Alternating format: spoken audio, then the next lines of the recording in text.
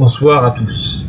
Avant de commencer, nous vous souhaitons une bienvenue sur notre chaîne. Aujourd'hui, notre première vidéo sera réalisée dans le but de vous présenter le mouvement de l'Union internationale des travailleurs. Dans un premier temps, nous vous présenterons le mouvement puis sa base théorique.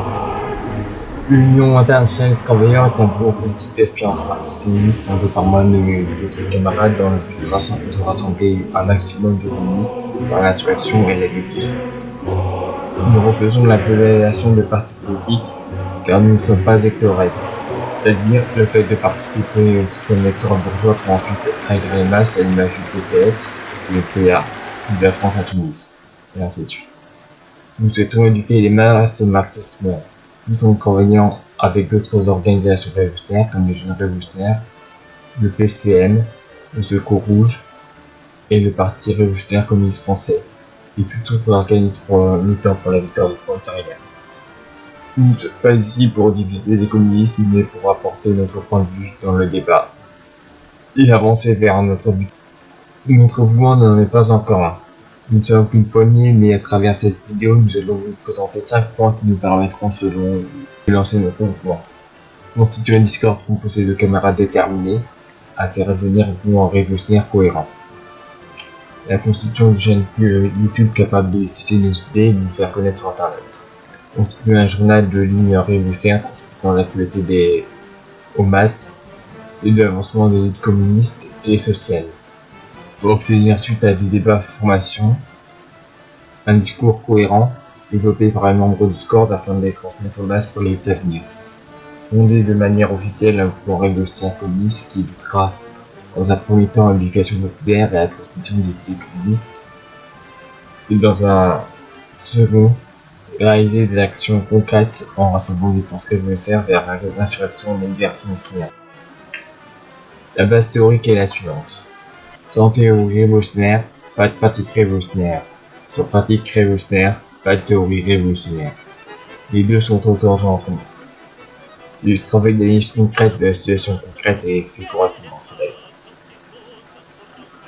Il faut autant travailler la théorie révolutionnaire, l'insurrection révolutionnaire étant la conséquence de révolutions techniques et sociales antérieures, en premier lieu, que la cause de la révolution future. Cependant, il ne suffit pas d'être une avant-garde empêtrée dans la théorie théorique, en disant que leur pensée se diffuse.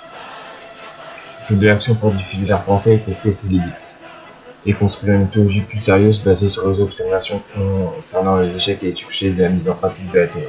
C'est pas, plus on est dans l'antichambre du socialisme, et il faut pénétrer dans la dite chambre. La révolution politique bourgeoise ou révolution française aurait pu avoir lieu 2 siècles plus tôt. Car les conditions matérielles étant réunies, l'homme étant une espèce animale douée de langage et de culture, elle est soumise à l'arbitraire du langage. L'humanité joue avec ses gènes, là où l'abeille récite ses gènes. C'est pour ça que l'action est envisageable. L'homme est libre. La révolution est politique bourgeoise ou révolution française. Ainsi, on ne peut pas faire la révolution alors que les conditions matérielles d'existence sont là, comme tenter quand ce n'est pas le cas. Dans notre situation actuelle, les régressions de l'ordre social sont de nature purement idéologique. Ils n'ont lieu car l'opposition du souffrant, le peuple chapiteau, ne s'est pas opposé à la bourgeoisie. Ne s'est pas manifesté contre la bourgeoisie. En effet, la tyrannie ne peut s'exercer qu'avec le consentement du plus grand nombre. Le serveur Discord, où nous nous rassemblons, est dédié à la formation théorique d'un noyau dur, puis nous lancer dans la lutte IRL. Pour être à même de concevoir le processus révolutionnaire, former les militants et formater des insurrections, actes de désobéissance, occupation d'usines. Puisque le légalisme n'est plus favorable du tout au fond. Mais dans un premier temps, un des actes ciblant les éléments les plus fanatiques de l'appareil de répression d'État, afin de rendre la désobéissance possible et envisageable pour le mouvement au feu. ceci sous une forme d'équilibre des terreurs envers la violence exercée par l'État bourgeois, en particulier son gouvernement de nature totalement illégitime. À noter que les CRS sont aussi des prolétaires. Nous ne les prenons pas sur nos cibles. Nous devons vraiment cibler les agents les plus fanatiques des forces de l'occupation, pas tous les groupes de CRS qui ont assassiné les CDM, politiciens archi-corrompus, échappant à la justice quand on aura plus de moyens. Il est important de sécuriser la sympathie du ouvrier. La violence doit être extrêmement ciblée. Nous opérons comme la résistance. Le but est de libérer la France de l'État bourgeois, de aussi des forces coloniales américaines. Voir l'affaire de General Electric et de lire le show de Marianne Daniel Paris. En utilisant l'Union Européenne, l'OMC et le FMI pour imposer à la France un ordre libéral américain de plus en plus puissant. Il sera nécessaire sur une base un minimum démocratique, mais aussi des bases théoriques communes qui demanderont des lectures et des débats dialectiques et des leçons de philosophie théorique, afin d'éviter le factionnalisme. Cependant, les divergences seront tolérées. Nous marchons sur les bases de l'universalisme. Nous acceptons les différences, mais nous devons nous focaliser notre attention sur ce qui est commun, et à maintenir ce commun, voire l'élargir si possible.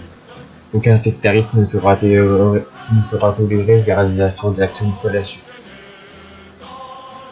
Aucun sectarisme basé sur des actions de fellation ne sera toléré.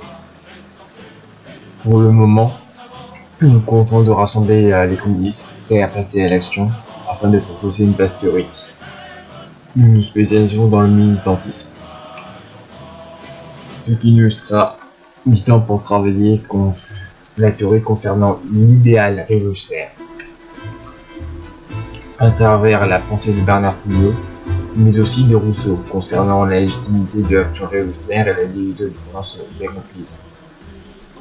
Travailler la notion d'état de droit et de nature, combinée à la notion de rapport de force chez Marx, déjà présente chez Rousseau.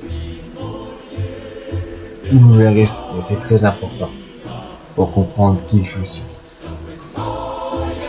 Nous partageons avec nos camarades maoïstes l'idée de guerre populaire prolongée, toujours en prenant compte des tactiques de l'ennemi.